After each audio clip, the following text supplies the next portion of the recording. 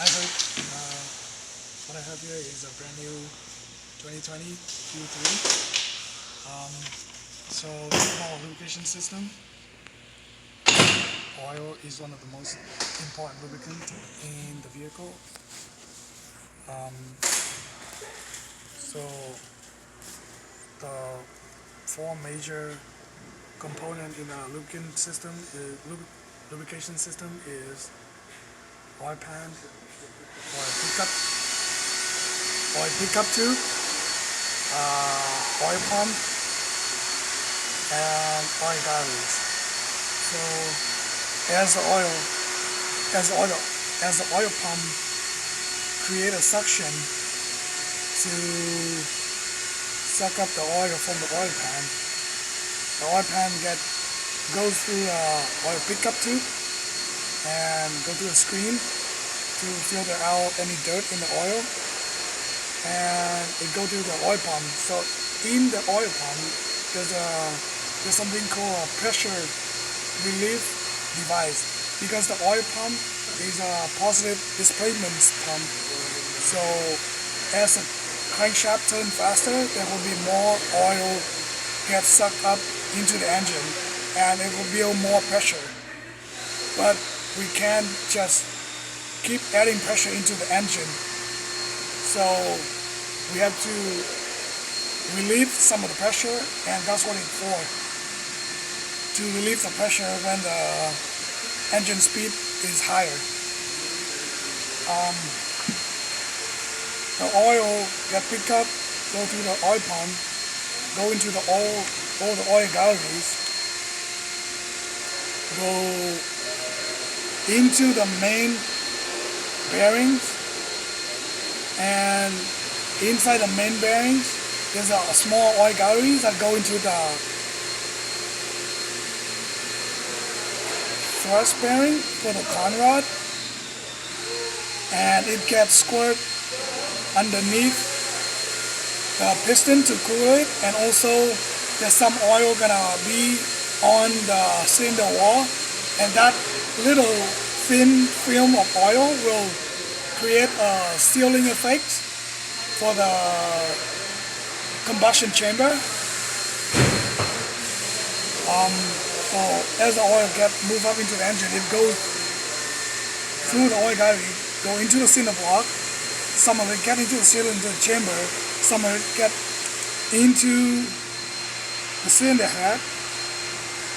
And on this car, they also use oil pressure to control the cam adjuster for advance and retarding timing of the camshaft.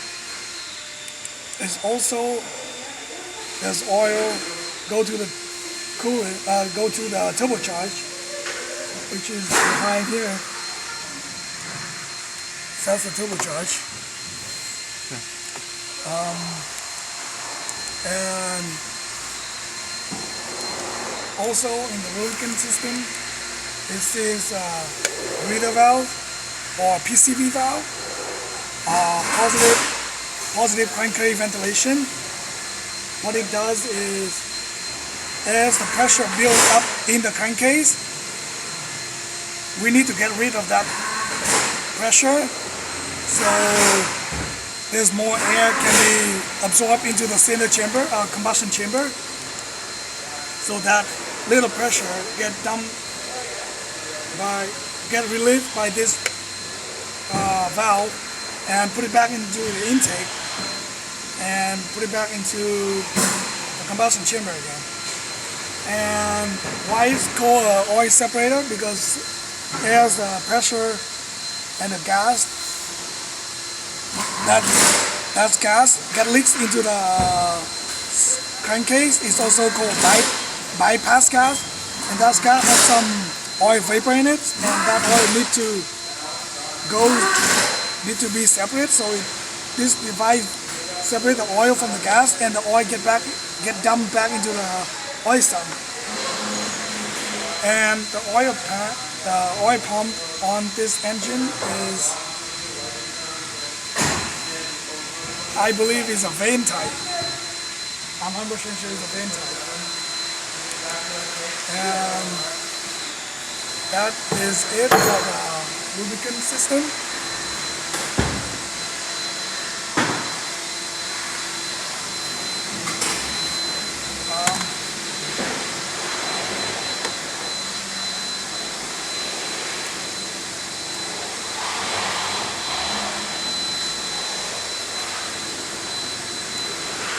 Okay, so moving on to cooling system. First thing is a cooling system overview. I have coolant flow. So on this car, it's really hard to see, but water pump is right down there. That's the water pump, and it also have a electronic control thermostat. So that controlled by the ECM. So the coolant flow from this one is from the water pump into all the coolant passage, go into the water jacket around the cinder blocks, and go into the turbocharge and get back into the engine and come out of the engine, and that is split into two. It goes to the heater core, and one's go to the ATF cooler.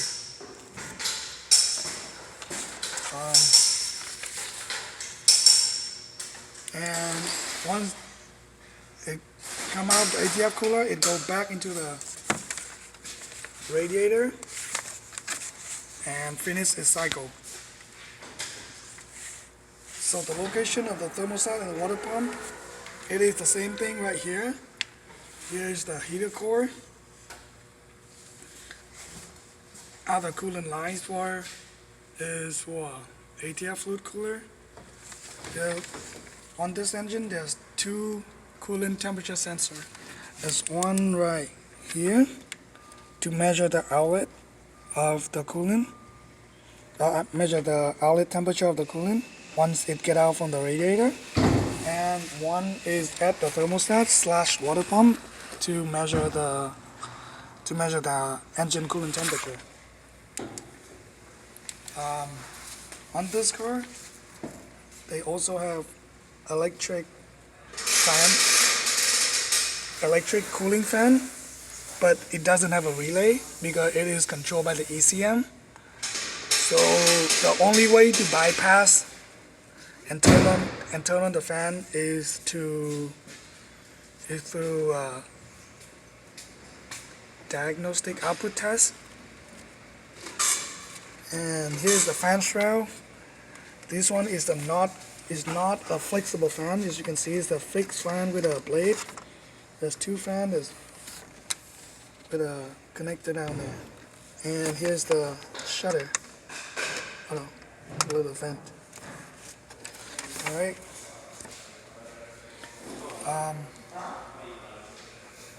How the heater core or radiator works is, for the heater core, as the hot coolant exit from the engine, it gets bumped into the heater core, and that heats up,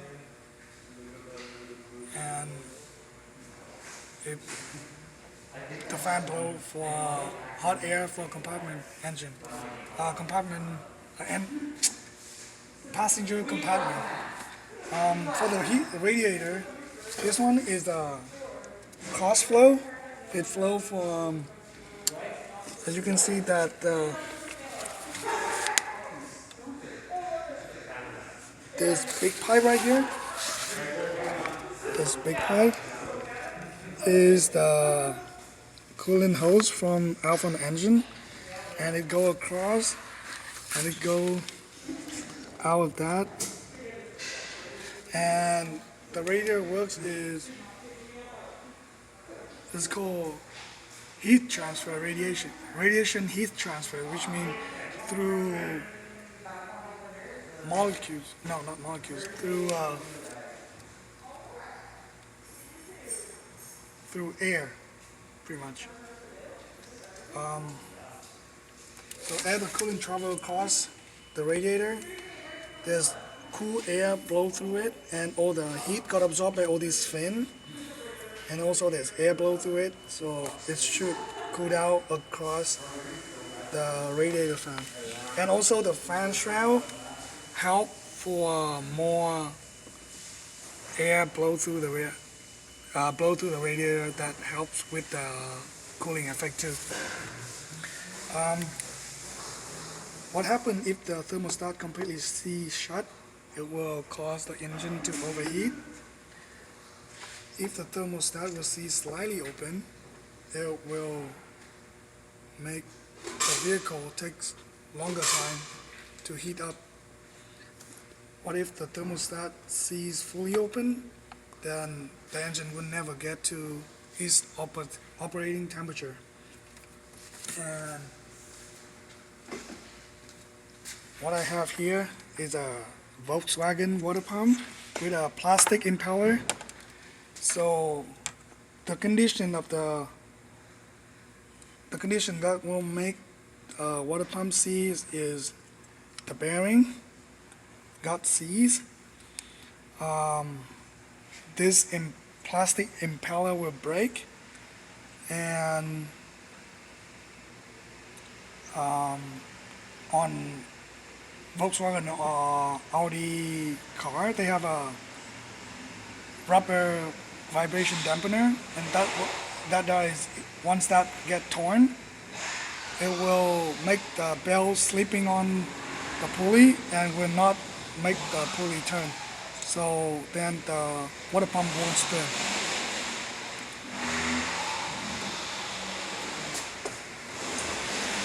And that is pretty much